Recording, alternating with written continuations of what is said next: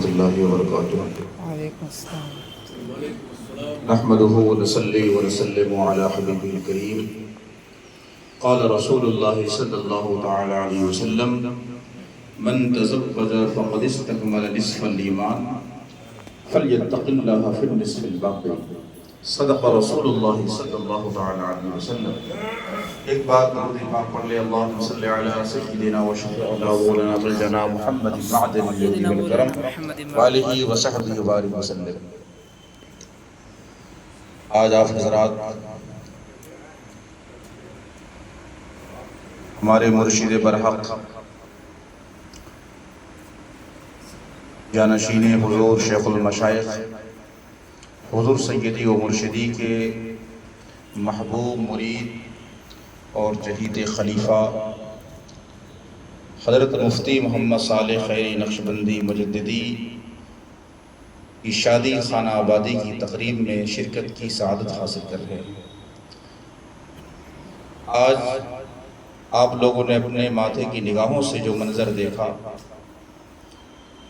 اور جس انداز میں اس سنت کی ادائیگی آج ہوئی، حقیقت میں یہی سنت طریقہ ہے۔ نکاح کا آپ نے بہت سارا منظر دیکھا ہوگا، بہت سارے طریقے دیکھے ہوں گے۔ نکاح سے پہلے بہت ساری چیزیں تام جھام اور لشکر بارات تمام چیزیں ہوتی ہیں، لیکن یہ سب زائد چیزیں ہیں، سنت سے اس کا تعلق نہیں، وہ رسم و رواج سے اس کا تعلق ہے۔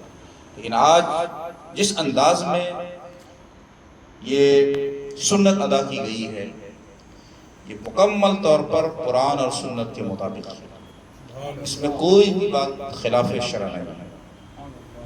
اور یہ سب کس وجہ سے ہوا؟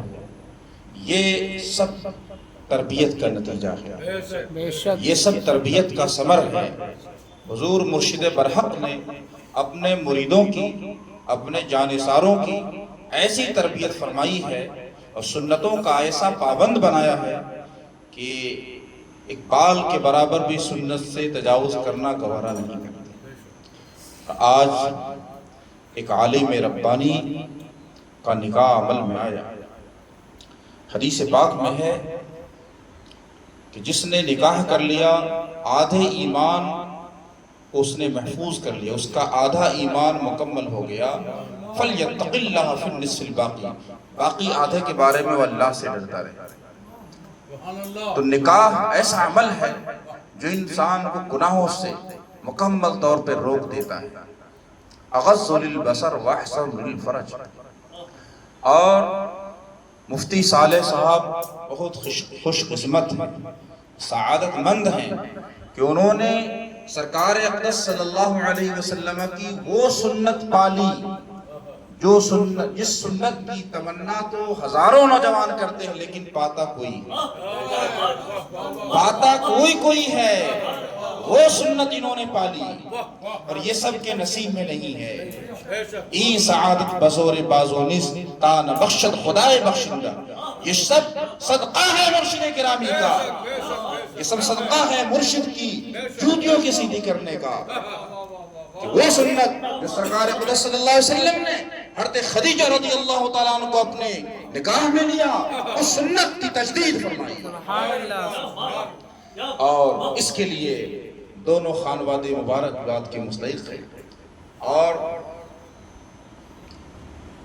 یہ خانوادہ بھی مستحق ہے اس وجہ سے کہ انہوں نے علم کو ترجیح دی، تقوی کو ترجیح دی اور روحانیت کو ترجیح دی، دولت کو ترجیح نہیں دی۔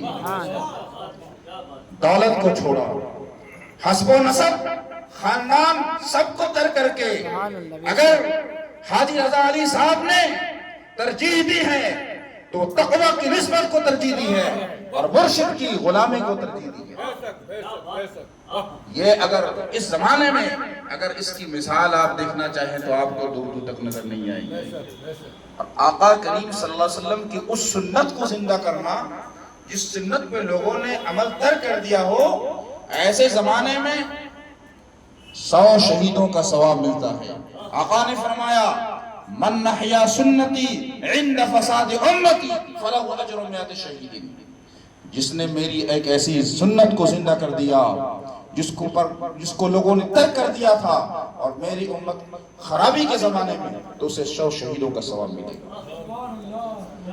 تو حضرات محترم، آج کی یہ تقریب نکاح غیر معمولی نہیں ہے، اس میں بزرگوں کی برکات شامل ہیں، ان کے فیوز شامل ہیں، حضور شیخ المشائخ کی نگاہ ولایت شامل ہے، شعب الخیرات کی نظر دیکھ رہی ہے، اولیاء کرام کی جماعت روحانی طور پر یہاں حاضر ہے اور آج اس کے گواہ بن رہے ہیں۔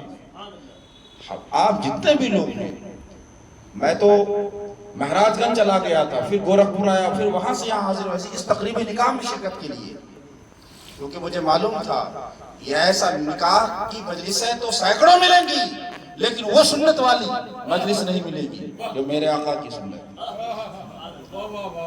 اس لیے اللہ تبارک و تعالی آپ سب کی مغفرت فرمائے اس نکاح کے صدقے، اور مرشد کی غلامی کا صدقہ کیا ہوتا ہے۔ میں قرآن کریم کی ایک آیت سے استشہاد کرتا ہوں، تھوڑی سی روشنی ڈالتا ہوں۔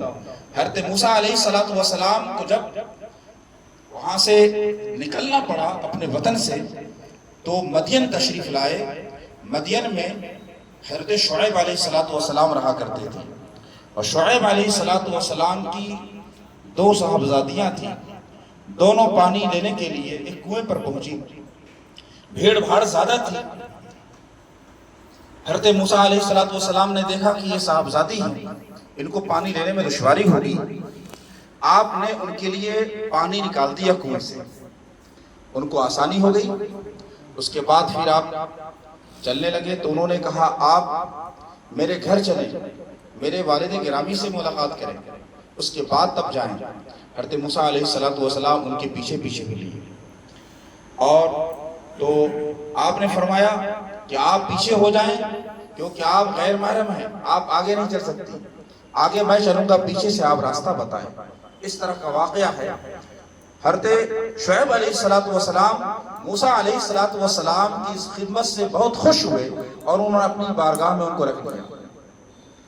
ایک زمانے تک رکھنے کے بعد کہا انی ارید ان انکحک احدی ابنتی ہاتین، میں چاہتا ہوں کہ میں اپنی 2 بیٹیوں میں سے ایک بیٹی سے آپ کا نکاح کروں، علی ان تأجرنی 8 حجج، اس شرط کے ساتھ کہ آپ 8 سال تک میری خدمت میں یہاں پر رہیں۔ تو پھر اس کے بعد ان کا نکاح عمل میں آیا۔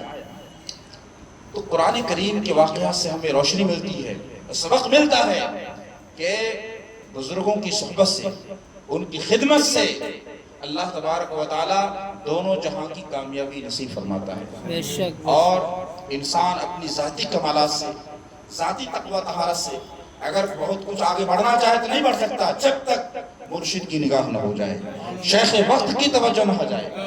آج جو کچھ بھی یہاں بہاریں نظر آ رہی ہیں، یہ ہمارے مرشد کا فیضان ہے۔